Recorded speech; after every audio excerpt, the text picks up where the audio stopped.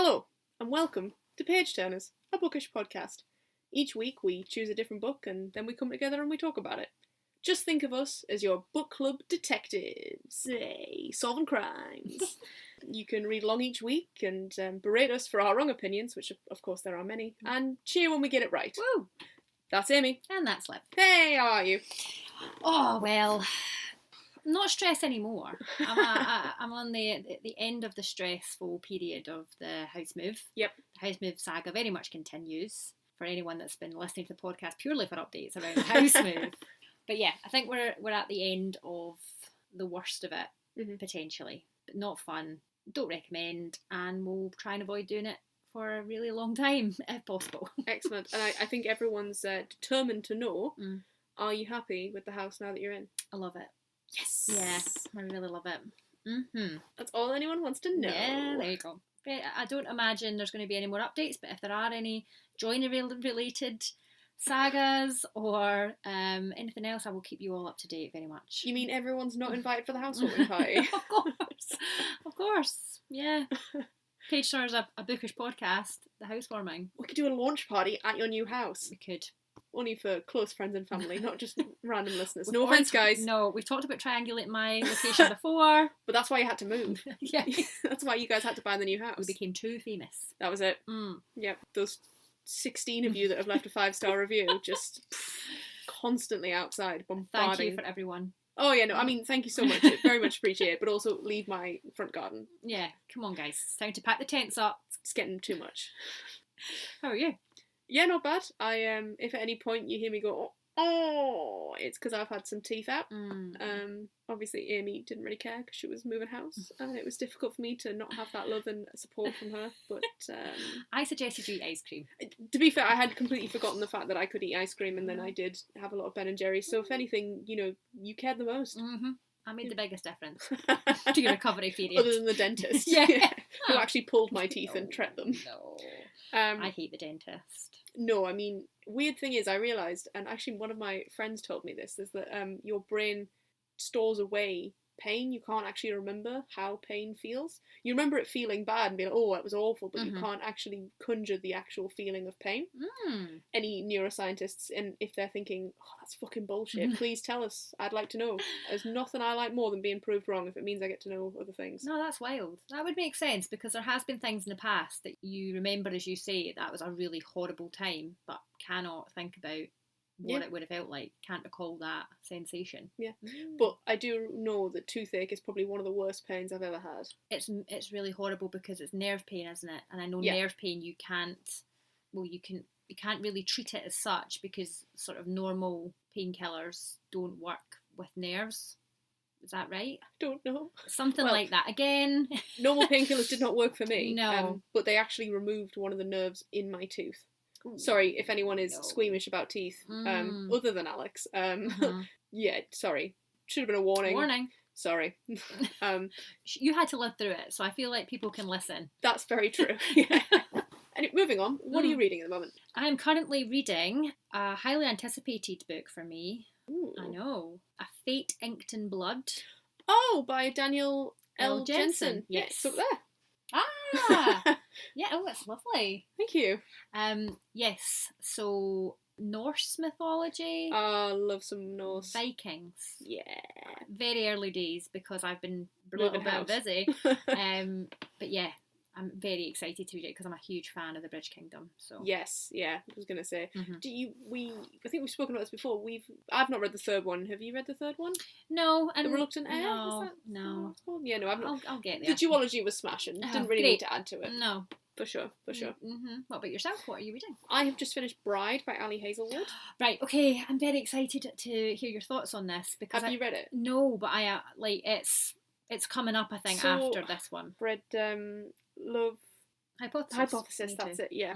But I haven't read her other Women in STEM series. Oh no, I have, that's a lie. I've read Checkmate, which is the chess one. Oh yeah, that's right. I thoroughly enjoyed. You mentioned that on this. Did I? Yeah, I think you did.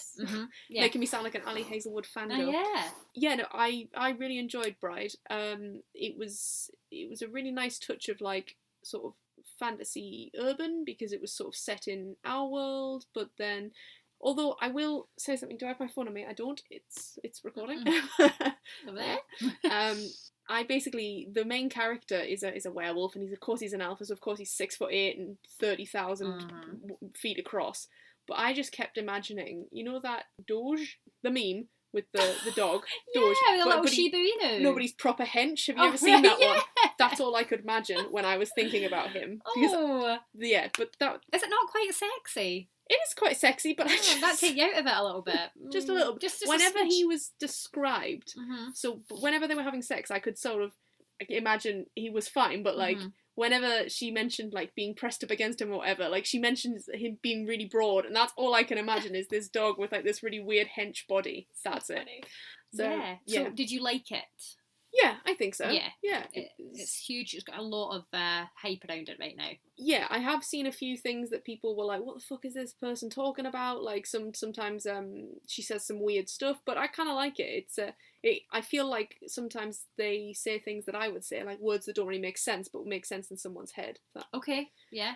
Just in a terrible plug for I that. see what you mean. But no, I'd be really interested to see what you think. And there's some, is it right to say there's some controversial spicy scenes, or if you are familiar with the Omegaverse and you are aware of a knot, then that there is a knot, yes. So maybe not controversial if you're familiar, as you say, with the Omegaverse, but if you are not and you're coming into this and you didn't even realise it was an Omegaverse. Yeah, I wouldn't say it goes as far to be an Omegaverse book, and I think the only thing that mentions that is the knot element of it. If people have no idea what we're talking about, or do not know what we're talking about, maybe don't Google it. No, don't Google it. Just start reading some Omegaverse books, and you'll figure out what a knot is. Just imagine it's a balloon. And that's it. And I think on that note, let's get into it. So Amy, what have we read this week? This week we have read A Flicker in the Dark by Stacy Willingham, which is a crime novel, which is pretty within my wheelhouse. I read a lot of crime books, I watch a lot of crime TV shows. I don't read a lot of crime. No. I mean, I've read the classics, you know, I used to, well, I still love Agatha Christie, but I used to devour them, but don't read a lot of, let's say, contemporary crime, more thrillery crime, stuff about serial killers, etc. The more wholesome elements of crime, your Agatha Christie's, your Agatha Raisins, your small town village murders, but I'm obsessed with crime procedurals. Me too. What is your favourite crime procedural TV show you've ever watched? It's got to be Criminal Minds. Oh. But then I did love Bones as well, which is different. But then I'm also a huge fan of The Rookie. I haven't watched that. Is that on Netflix? It's on Now TV. Oh, right, okay. Knock-and-share. Right. I've heard of it, but I haven't seen it. What about you?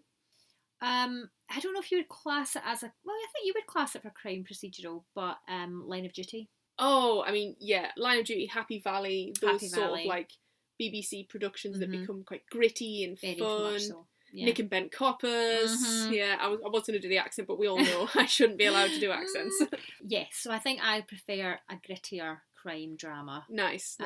As opposed to the more kind of shiny, polished, potentially Americanized version of them. But I do like Criminal Minds. Yeah, I'm not there. For Criminal Minds, I'm not there for the crime. I'm there for the character development from fair enough. The people from series 1. I'm not just the same as The Rookie, right? You know, like with something like a TV show like Supernatural, you've got your monster of the week element, but then underneath there's like the underlying character development, and then the big bad at the end of the season, which I think follows classic sort of like American TV. Yeah.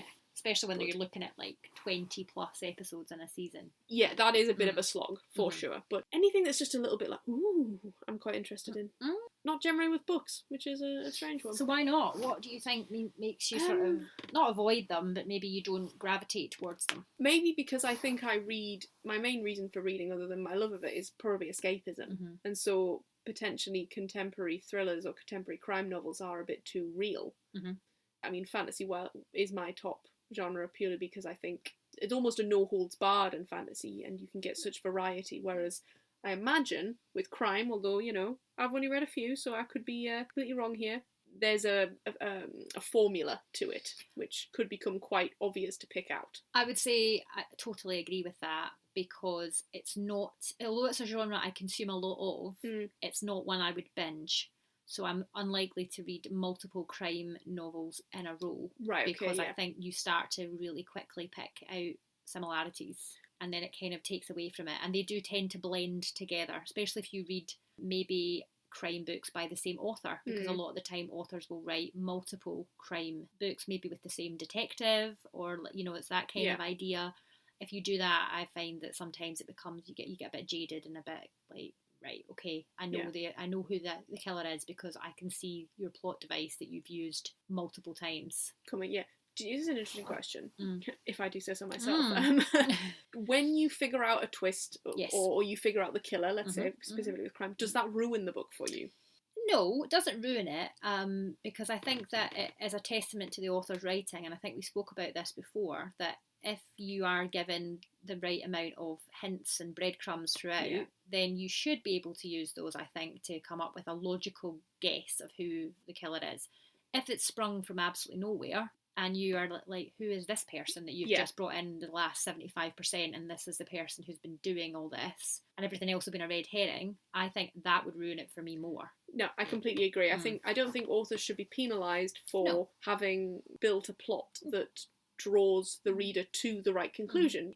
People say, oh, it was so obvious who it was. And it's like, yes, because it's meant to be. Yeah. That author has written this specifically so that you can figure it out. So, I agree. I don't think anyone should be shitting on an author. But yes, if it turns out it's Jim Blob who run the ice cream shop and we're not interested to, we're not introduced to him until like 85% through, then, no, I'm out. But or it's a total ludicrous twist and you think, how could that possibly be the reason? Why would that person have done that? You haven't built up enough of a character background there for me to understand their motivations.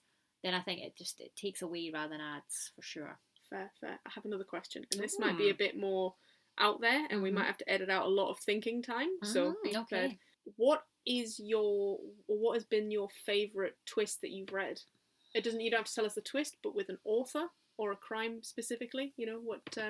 What book is one of your favourites that you're like, that twist was so good I never saw it coming? Or are you just too good a detective? That's a good question. Have a look at Kindle. I can talk about mine. You go for it. Just to keep this quiet. My favourite was The Murder of Roger Ackroyd by Agatha Christie. Okay. I mean, I'm not going to spoil this for anyone, despite the fact the book's been out probably about 60 years. But one of the best sort of reveals that I've ever read. Contemporary, again, not my bag, so I can't give you what you want from me. I can't give you what you want from me, listeners.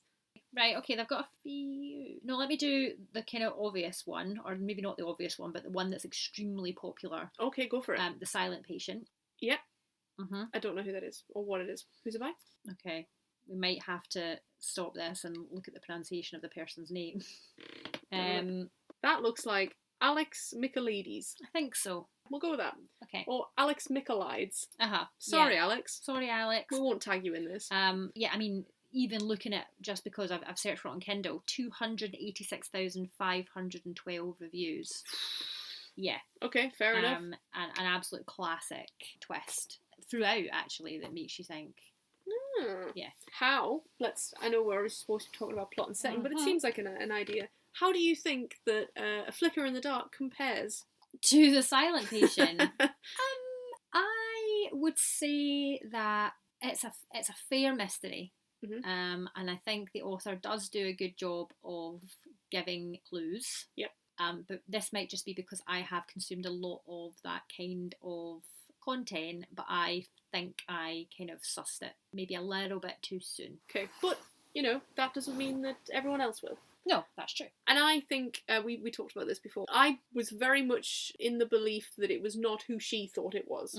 It seemed too obvious for it to be certain people, but then there was a part of me that was like, open your eyes, Chloe. Open your goddamn eyes. We can circle back to that. We can. Okay, so shall we get started having a little chinwag about the plot? So we have our main character, Chloe. We do. And she has had quite a traumatic past, I feel like it's fair to say. Yeah. And that her father is a convicted serial killer. Yes, of girls just a few years older than she was at the time. So they lived in a small town. Yes. We want to say Brobridge. Brobridge, beautifully pronounced. Yeah. No one will have any problems with it. In Louisiana. What was the population? Because we looked this up. 7,500. Okay, so very small town, and there was this obviously string of horrific murders that shocked the community. Yep. And then Chloe's dad was convicted of the killings. Yep. And then we flash forward. Chloe now lives in. Is it 20 years later? Is it 20? Is it the 20-year anniversary? Yes, that's when her wedding is going to be. So it's coming up for the 20-year anniversary, I think. She's getting married, and her fiancé had suggested the date, and she was a bit unsure of choosing that date because I think it was 20 years to the day that her. But it's coming up to the 20-year anniversary when there's a new murder that is happened in the same way. Yes. She's moved to the capital we've discovered today. Baton Rouge. And the population is? The population of Red Stick is 222,000. Red Stick ruins it. Baton Rouge is a great name. Yeah, I will no longer call it Red Stick. There you go. And so she's moved there, we assume, for the sense of anonymity. Oh, for sure. Which, I'm sorry, we're going to have to interrupt here. If you haven't read it, sorry guys, we have to keep remembering to tell people there's going to be spoilers in this. Oh, so many spoilers. Sorry, so many spoilers. If you don't want to listen to spoilers, cut it out till maybe 5 minutes towards the end when you can hear us saying goodbye. When the police come to talk to Chloe, because she's now a therapist and one of her patients has gone missing. Yes. And then is subsequently found. Yeah, and she was the last person to see one of the last people to see that person alive. Yes, when the detective comes to see her, I was just like, do your fucking work, mate? How do you not know who she is? I know, and then you would get the natural connection there. Because she goes to see him in his office about, I don't know, 15%, 20% later, and she says, oh, I'm Chloe blank blank, and this is my dad's blank blank. And she's something like, you watch The Surprise, or his eyes widen. I was like, do your goddamn homework, mate. Absolutely. You're meant to be a detective. Take this seriously. You would also think with such a horrendous crime in such a small town, but in the same state, that would be one of those crimes that everybody in the state, maybe even everybody in America, would have heard of. I'm assuming it's going to have a huge amount of press coverage. Yeah, and I'm sure they probably did hear of it, because all she has to say is, my father was this, and he goes, oh, or like whatever. And it's just like, surely you know. And also, you have, let's say, the might of the Louisiana Police Department or the Baton Rouge Police Department behind you. At what point do you come and interview someone and not go, oh, her name's this, but she's changed it? You know, if you haven't, let's take it to Criminal Minds, if you've not got a Penelope Garcia, what are you doing? Because as we all know, Penelope Garcia in Criminal Minds is the only one that works. Okay. Like, the rest of them do their whatever profile and stuff, but they would never catch any of the killers if it wasn't for the tech. Penelope. If it wasn't for the tech genius Penelope Garcia. Okay. All you would have to do is put in a Google search of being like, Chloe blah blah blah. Oh, she used to be Chloe blah blah blah. Who is her father? This guy. He's in prison. And why is he in prison? Oh, for crimes very similar to what we're looking at today. Yeah. Sorry. Spent too long speaking about that, but no, good point though. Yes, so we have that, and then Chloe is now a psychiatrist? Yes, psychiatrist, therapist. She looks after... Yeah, but she is also obviously suffering herself. She has a current prescription in her fiance's name for Xanax? Some sort... Ambien? Yeah, so she's putting in false prescriptions, isn't she? She's using her kind of ability to prescribe her patients, using her fiance as a kind of false patient so that she can get prescription meds. And honestly, do you know what? No judgment. Use them for coping, which I can totally Whatever understand. Gets her through that day. Absolutely. Yeah, so we sort of meet her, and she's just come out of the session with Lacey, who then is discovered murdered. Yes. She gets home, and straight away there's some red flags with her fiancé because he's thrown a surprise party for their engagement. And she's terrified of the dark. Yep. And is, you know, quite understandably quite a kind of skittish person who doesn't really like things to be unexpected, and he's decided to turn all the lights off in her house, which normally has a porch light on or something, so that he can host a surprise party for her, an engagement party. Yeah, I mean, look, did that immediately make me think that Daniel was the murderer? Yeah, it did. Because I was just there like, well, he sounds like a dick. Yes. And there's a couple of things within the book where he comes across as not the greatest. There's a part in it with the unwanted sex act that he does with like strangulation or something. And you think, really, when her dad was strangling? Yeah, come on, Daniel, read the room. Yeah, right. And I think it comes to a point where, because I don't think she openly says whether or not she's told him about this straight, but then as soon as she mentions that she's told him quite early on in their relationship or whatever, or like about a year or something, I'm like, Jesus. Yeah, because they trauma bond, don't they? They have a shared trauma in that his sister has went missing. Wink, wink. Nudge, nudge. And so she has felt comfortable enough to open up to him. And then he's throwing parties in the dark and strangling her during sex. Yeah. Difficult. Come on, Daniel. Think about it. Like you said, read the room. So of course, that's when we sort of meet a lot of our main players. Cooper, Chloe's brother. Her brother. Who seems miserable and does not like Daniel. Yeah. Yet was there and was there early to set up and all that jazz. Yeah. You got Shannon, who is reportedly probably her closest friend. Yep. And I suppose the only really other big player is Aaron, but we're not ready yet. We're not ready for Aaron yet. Not but yet. Yes. So we have, she seems quite popular. It's a well-attended party. It is, but do you ever get the feeling that it's all Daniel's friends? Yes. Because I don't know if she ever really speaks to anyone in a sort of... She goes out into the garden and talks to Cooper for most of the night, and then Daniel comes out and she talks to him for a bit, and then the party ends. Bit of tension. Yeah.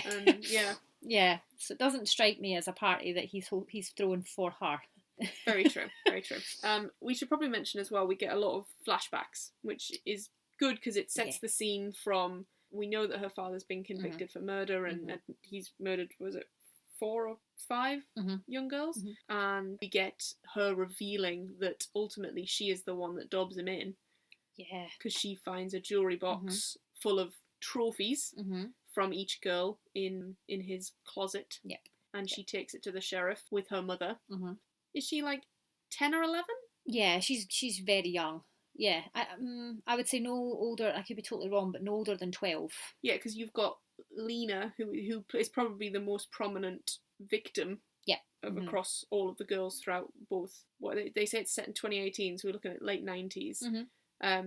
She's probably the one that's the most mentioned, and they say that she's no older than 15, I think, and 15 or 16, if that. So, did you get a strong sense of time?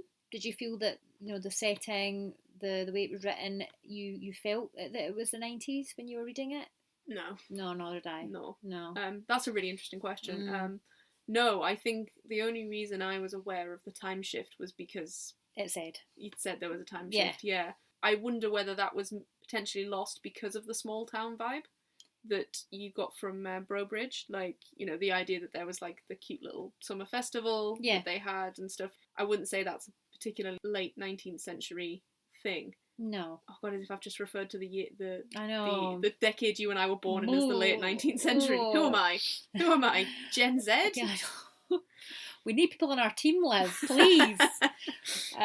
No, I agree. I didn't get a sense of it. And it's a shame because it would have been interesting to read because, as you say, that is the time that we were both very young. So we could have kind of been like, oh, yeah, that resonates with me. But nothing about the past, the part that was set in the past, felt like it was in a different time. Yeah, I think perhaps that is because it was set in such a different world to the one that you and I sort of experienced when we were younger. Like it's such a small town. It's very Louisiana. I don't think that it certainly has a culture that Scotland has, or the northeast of England doesn't.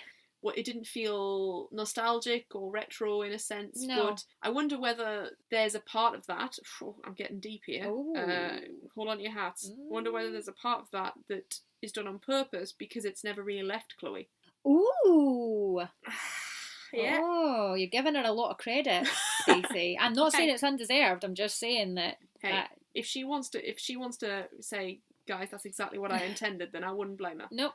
This English literature degree is coming in handy here, but the idea that it seems as if it's still the same time because she's never been able to escape it, despite there being 20 years. It's like a timeless thing. Like it doesn't matter whatever happens in her life. That will always be such a big part of her life that she's never going to be able to avoid it. Yeah. No, I wonder if the last chapter where we see her go back to Sophie's house, Daniel's sister. Spoilers. We already warned you. Wonder whether that feels if we reread it, if that it feels a bit more fresh, a bit more 2019 or whatever. Maybe. To the idea that because she is moving on and that sort of element. Yeah. Maybe I'm just going too far now. Perhaps. Probably. No, I think that's fair enough to say. And perhaps, as you say as well, because it is so small town, and because I think she's focusing so much on the idea that it's an idyllic town, nothing ever really happens, it's sleepy, everyone knows everyone, it's one of those places where you would be able to keep your door open. Yep. Not unlocked, maybe not open, that's a bit much. Come on in. Come in. Steal my stuff. Then it's an idea that actually she focused on that side of things more, and that's the contrast as opposed to the 90s versus 2018. Yeah, I completely agree. Alright, the suspect pool. Oh. Was there ever any moment where you thought to yourself that Chloe had done these murders? Now, this is a trope of crime books where we have a character who perhaps has, in this case, we've got the kind of substance abuse, where we may start to think, do we have an unreliable narrator on our hands? That's been a plot device quite a few times, but only I think maybe once or twice has it actually then been the main character that has actually committed the crime. Because I think it's very difficult to do, and even harder to do well. Yeah, there was a point where I was like, could it be? Because I don't know about you, but whenever I start reading something like this or watch something, I always try and guess the person that would be the least suspicious. Yeah. And it's never the person you least suspect or the person you most suspect. It's the person you suspect, just the medium amount. Is that the Dwight Schrute level of thinking? Yeah. Excellent. That's it. And I think it's natural as you read it that every time a new character is introduced, because you know there is a killer, you're thinking, oh, it's them. Yeah, yeah, you can't help but think that. Right, quickly run down the suspect pool. Okay. Daniel, fiancé. Daniel. So, did you have strong suspicions? I did feel like they were, whether my suspicions were strong or I was being pushed to think that way, for sure. I do think Stacy makes Daniel feel as if, with the missing sister, with an interview that Chloe and Aaron do with his mother, then with the jewellery that Chloe finds in the wardrobe, like it's all happening again, and also with just the red flags of the fact that they're not really all that compatible. And he keeps going away on business trips. Oh God, he keeps going away on business trips. But business trips. We figure out why that is later on. Yeah, for sure. And, the receipts that she finds that they're not actually from where he's meant to have been going. Yeah. So I discounted him quite quickly. Okay. But I think that's only because of what you've been saying, is that it was quite clear that you were supposed to think it was him. Yeah, he's being shoved too much into your face. And having read other books that has done the same thing, it very rarely, if ever, turns out to be that first person you're introduced to within chapter 1, very unusual. But I think there was a few times that I actually started to think, oh, maybe, but I wouldn't say that he was my sort of number one suspect. Fair. Obviously let's talk about, is it Bert? Lena's father, who is like a security systems guy, and he comes into it for maybe about 5 minutes of the book, where she then finds him in real life, and then Daniel thinks that she wants security system, and he rings him up and he comes, and then straight away there's that really awkward thing where they obviously both know who each other is, but they just pretend not to. Yeah. Oh, what ridiculous. I think that was a bit of a cheap shot for me. I thought that part was, you could have taken that out and it wouldn't have really made any real difference. It didn't lead us down anything. It didn't make us cast more aspersions on Daniel or whatever. It was just, like you said, it was a filler suspect, and I think quite a weak one. Yeah, quite a weak one. Yeah. Aaron, this newspaper boy. It never occurred to me that he wasn't who he said he was until after they'd slept together, I think. Yes, totally agree. Now, again, that is very tropey, in that she's with someone, or the character is with someone, they're maybe unsuited. Right. And then this new person comes along, typically the detective, or the person who's investigating the crime. Right. And then there's a romantic element. So pretty much as soon as she met Aaron, I think she'd agreed to meet him to have a conversation with him. I wrote down romantic subplot in my notes, because I thought, well, I've seen this happen time and time again. But what I haven't seen happen very often is the fact that then they turn out to be an accomplice. So that was pretty good. I was impressed by that. Good. And it must be nice for you to having read so many of these to still be surprised Yeah. with certain Oh, yeah. things. For sure. Yeah, no, I think the only thing I had a tingle in the back of my mind that was just like, after they'd slept together and he left her in bed, I was like, why are you going somewhere without her? Yeah. Like, this seems suspicious. Where are you going? And it wasn't so much that I thought he was the murderer. I just assumed he wasn't the reporter that he said he was. Yes. Yeah. No, I agree. I didn't think he was a murderer. But then saying that, when she went to the old house. Yes, so Shannon, her friend, her daughter rings her up in a panic because her daughter Riley, who's about the same age as all the other girls, has gone missing. Yeah. And Chloe is like, I know what's happening. Yeah. I know where it's going to be. It's taken us back to where it's all started, which... Is that a regular trope in crime? Do you know, does the final climax scene generally happen? It happens in a significant location. Yeah. For sure. And it tends to be, if there is some kind of childhood trauma, then it happens in the location where that trauma took place. So yeah, I can see why she did that. Yeah. I mean, obviously there's a reason for it, but I was very much, there was a part where I was like, oh, this is shit. When you find Aaron, you find Riley tied up, Aaron's there, and he's like, and I was like, are you kidding me? It's this guy? It's been, what? No, that doesn't make any sense. Yeah, I was a bit, not disappointed, I was, with the fact that I didn't realise that Aaron was a different person. Yes. I would have been more sort of like, oh really? Why is it him? But then when you find out that he's actually Tyler Price from her past... Yes. So there is a connection there. So it's the boy that was... so I've wrote him down as Peeping Tom-esque. Yeah. But less sexy, more murder. Yeah. It's after he's mentioned after her father's been taken away and he's found sort of skulking around the house, and she confronts him, doesn't she? Yes. I always did wonder whether Tyler Price would come up again as someone, but I did not expect it was going to be Aaron. I think because we get no visual clues, and that's probably for the best. Otherwise, yeah. Yeah, I got the feeling about Tyler he was a bit of a he was like an outcast. They describe him as quite lonely, yes, I think, don't they? And so that's when perhaps Cooper, her brother, is a bit more well liked, and he's obviously trying to kind of curry favour with him and see, that's like an idol, someone he looks up to. Was we talked about this before we started recording. They mentioned the two reasons for being a copycat is idolatry or trying to scrub that person's name from sort of take over their mantle, but in a negative way. Yeah. Drum roll, please. It's Cooper. It's Cooper. Now, I'll ask you a question, and you might need some time again if you're saying to think about it. Ooh. Is there a significant scene or a significant passage or something that happens in the book that made you first suspect Cooper? Okay, so it's the scene where his father is taken away for the crime, and he says, "Be good." Oh, so you got the "be good." I didn't get it, but it felt weird. Okay. I didn't immediately go, "Oh, that's Cooper," but I was like. But you knew it wasn't directed at Chloe, because Chloe took it to be directed at her, right? She felt like her dad was quite disappointed in her actions because she was kind of acting out a little bit. Yeah, it didn't fit for me. But if I'm gonna say my real thing, when I really, really thought it was Cooper, was when she finds the necklace. Okay, yeah. Because we both live with other people. There is nowhere in this house I could imagine hiding something like a trophy from a kill that Alex wouldn't find it.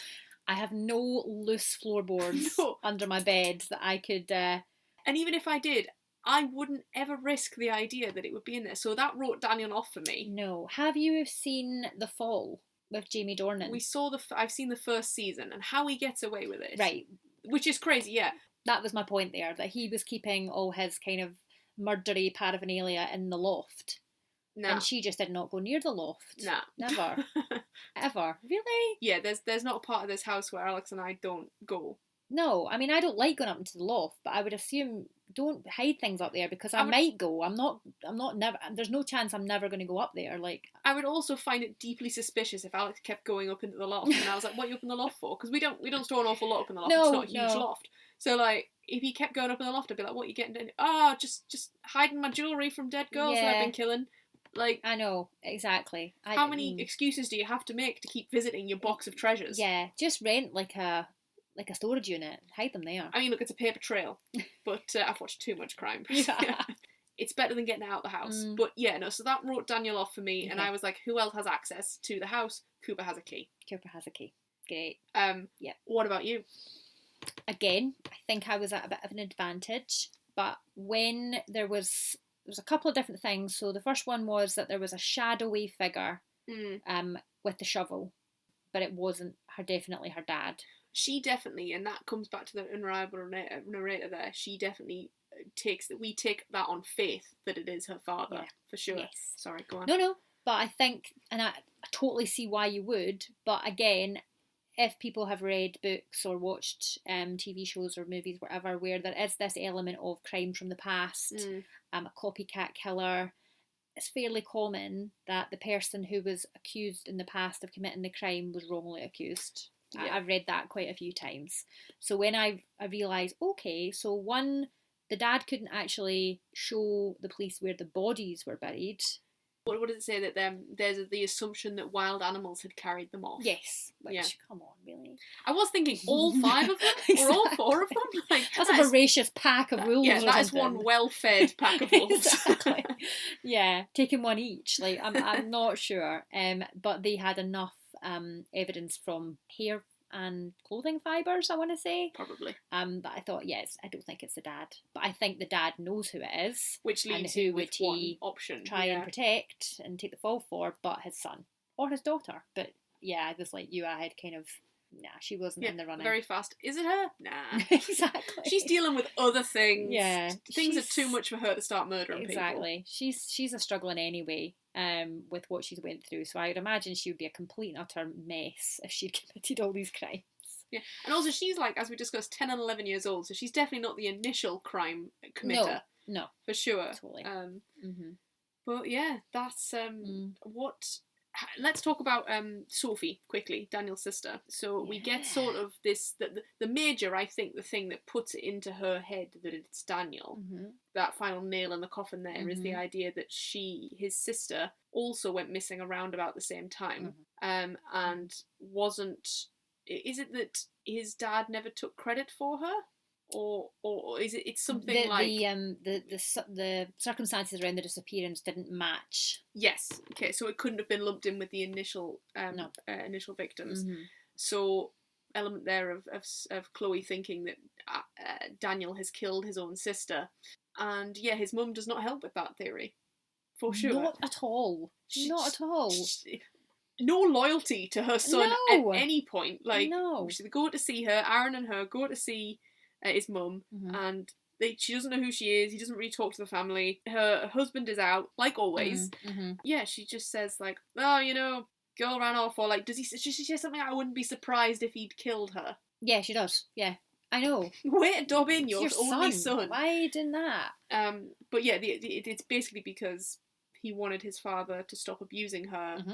So they worked out that she was going to disappear, and she's in a little house somewhere. And they tie up really nicely, I think, with him going in to visit her father. But then you make it seem as if he's like a fanboy. Yes, so he's kind of obsessed with the case because he has all the newspaper clippings, and then you start to think, he is idolising her dad, and he's kind of the copycat killer. But he was using the information because he's very aware that it's not her father. He thinks it's Cooper, and that's why Cooper doesn't like him. Yes. Hence why Cooper's trying to frame him. Done. One thing. One little thing that really annoyed me because it was so obviously a plot device, and it was so frustrating. Oh, please tell me. Go on. When she goes to visit her mum. Is it the spelling? It's the spelling. Why would you spell dad? Why wouldn't you spell Cooper? You knew who it was. The mum knew it was him. Yeah, because she gets through D and A, and then Cooper comes in and ruins it. Of course he does. And she's like, she means Daniel. It's like, no, she probably means go and speak to your father. Yeah. But also, I knew you were going to say D. I just thought you've got one chance. Even if you get the first initial C before anything else, it's not Chloe. Yeah. So there's only I know. She's there going, I know it's not me. Yeah. So there's one other character with a C Yeah. as their initial. Go with that first, Mum. Don't be going down the dad route, because that could be misconstrued. Yeah, especially considering Daniel has been visiting her, I think, as well. Yeah. And so it's sort of like, I mean, look, is she perhaps not in her best self because she did try to hang herself and that's why she's there, and she's clearly done something to her brain. Maybe we'll give her a pass. We'll give it a pass. But, yeah. Convenient. I wonder whether Stacy named him Daniel so that she could have him D-A-D-A. Yes. Maybe maybe he was named something completely innocuous like Pete. And then she was like, I can't make Pete work. No. Find and replace Pete for Daniel. Yeah, maybe. Talk to me about the confrontation scene. How does that measure up, or did that have anything that was very similar to other sort of crime books? It wasn't. No, people might disagree. No, I don't think so. I think the idea of when there's the part where it was he made me. He made me do it. Yeah, when she finds Aaron in the house, and Aaron is vehemently like, I didn't, this wasn't just me. He made me do it, but he's almost half hysterically gone, right? Yeah, he doesn't articulate it apart from he made me. So that was it. And then she instantly thinks Daniel made him do this. Yep. I think that was quite tropey in the sense that I said, well, it's definitely Cooper then, because she thinks it's someone else, and the he made me is so ambiguous. Yep. That it could apply to somebody, and it does. It applies to Cooper. That's quite common. Which is then when she comes back, she confronts Daniel. He then explains to her that his sister is safe, and then she's like, it's mad, right? She goes through every single list of characters before she figures out who it is. I know. And then there's the final sort of confrontation where Cooper comes round. She's clearly drugged the wine. But fair play. At least she's done it. At least she's put some action in place to kind of stop him and confront him, because she wasn't a very strong-willed character at any point, I would have thought, really. No, I thought there were hints of it. Yeah, maybe. But I wonder whether she is meant to be written as quite a reluctant heroine, because of the last time she sort of took charge, her father went to jail and ruined her she's got a huge amount of guilt around that, hasn't she? Because it kind of, despite the fact that obviously we are led to believe it put someone behind bars who very much belonged there, it ruined her family, it ruined her mum, so she could take responsibility for that, although of course it was but... And also we're led to believe that her mother was told by her father that it was actually Cooper, because there's a scene where the lawyer is like, unless there's anything you can tell me, and I think maybe that was another bit for me where I was like, why would he be asking that? Like, I know. Who else could it be? Is it her? I did have this theory, and this is credit to Stacy, where there was a part of me that was like, is it the mum? Is it the mum because she's jealous of how her dad was looking at Lena? And I was like, I actually think though that is credit where credit's due to Stacy. The fact that we have had quite a few people that they've came into and then maybe we never had hugely strong suspicions around them. There was reason to believe it could be them. Yeah, at the end it was very much like, it's Cooper. But that doesn't mean that was my resolute belief all the way through. No, not at all. I shifted back and forward. Even although I figured it out, well, I didn't figure it out, but I assumed it was Cooper very early on. There were still a couple of times throughout I thought, maybe it could be Daniel then. Yeah. Especially with the DA Scrabble title bit and things. I was like, okay, maybe. Again, if stuff becomes a bit too obvious too quickly, if they give the game away too soon, then a lot of the time you're looking in the wrong direction. Nope. It's not happening. How did you find the sort of the big reveal and the kind of confrontation? Because I think it's quite and I don't know how much of it you've watched, but sort of horror movies do that a lot, where they think they found the killer or they think they've stopped the monster, right? And then there's this little lull. It's almost like a false ending, like let's go to bed or let's all go home. False ending is a nice way to put it. Yeah, sure, yeah. And then actually they go home and they realise the threat was actually coming from inside the house, or classic. Honestly, I wasn't a fan. Okay. It was tough because I love a fake out normally, but I just feel like there were too many fake outs all the way through the book for it to then be Daniel but not be Daniel, and then it's like, no offense to Return of the King, the Lord of the Rings film, that film could end about 4 times before we get to the end of it. Don't get me wrong, I love the Lord of the Rings, but it's just like this book. I feel like the book could have ended a few times before we got to the end. Yeah. And I don't think it would have, lost anything. But, because, you've got Aaron, and then you have Daniel, and then you have Cooper. It just... I wonder whether there were too many loose ends to tie up by the time we got to the end. But I overall enjoyed the book. It was definitely a fair, I don't want to say attempt, because, that's a bit of an insult, but it's not by no means the worst example of this kind of book I've ever read. And also, just because I'm saying there was a lot of tropes, tropes are, as we've spoken about at length on the podcast, not necessarily a bad thing. It's why we read, right? Yeah, it's comforting to be reading a book and know who's done it. And it's satisfying, and the reader should get some sense of satisfaction, I think, at the end, when they put all the clues together and they can say, aha, before the character figures it out. They've already got there. It does make you feel like Hercule Poirot. Yeah, exactly. Who doesn't want to feel like that? So yeah, no, I think that was really interesting. And actually, I also really liked the way that the victims all had a connection to Chloe. Yes. So... do we think that was done on purpose by Cooper? I think... because he claims to love her, yet he does... But then that's what makes... we were talking about this before. There was the ambiguity of, was it Cooper the second time, or was it Aaron all along? Yeah, was Cooper killing... did Cooper kill Lacey? Did Cooper kill Aubrey? The first two. And did he plan it the way that so that she would find the earring and that it was behind her office? Like, yeah, because it seemed a little bit like a bit of a vendetta. Yes. So that made me think that maybe it was Aaron the whole time, and Aaron was trying to get the attention of someone close to Cooper, but still idolises Cooper, so wasn't going to kill someone too close to him, so wasn't going to kill Chloe, for example. But I liked the fact that we could do it, because there was even that part where she remembered that the very first victim had shown them around the wedding venue when they went kayaking, her and Daniel together. Oh, yes. Yeah, it was the little girl who was on the porch, wasn't it? Yeah, I mean, always tied back to Daniel, which actually maybe Cooper did it with Aaron, whether or not to tie Daniel, to keep Daniel from taking her away from him, essentially. And also, as you say, Daniel was suspicious. Oh, yeah. Wasn't super he? sus. Yeah, he was a real... yeah, so he was looking into it, and perhaps, as you say, he was getting a bit too close, so Cooper thought, you need to go. Damn right. Somebody just like you. Lena, that's it, yeah. Lena needed to go, yeah. Bloody men. Killing our friends. I know, and we did say that, didn't we? No female suspects. So absolutely what does that tell you? You decide. Final thoughts. I'm interested to hear your final thoughts, because I think you come from the place of having never really read many of these books. I come from the snooty genre of fantasy. You do. Look, I enjoyed it. I think it took me maybe about 5-10% to get into it. Then when I was in it and the first killing had started in the present day, wanting to know who it was and wanting to see how it ended drove me through. It was quite a quick read, which, I don't know, I suspect that's something quite expected. Once the scene has been set in crime, I imagine it should keep up quite a pace until it tends the climax. to kind of ramp up quite quickly and then stay quite a high pace. I found that was really easy to read. Only mentioning the fact was a few false endings, as you said, lovely turn of phrase, a few times.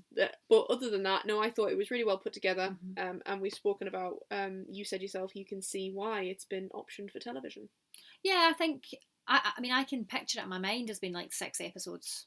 Did you tell me it was Emma Stone? Yes. Is she producing it or is she in it? She's either producing or directing it. I don't think she's starring in it. I could be wrong, but I think it's more of a production or a director credit. Fun. But yeah, I can't see who she would be. Oh no, I wouldn't have put her as a Chloe. No, she's not a Chloe. She's not a Chloe. Who is a Chloe, really? She's a state of mind. She's a state of mind.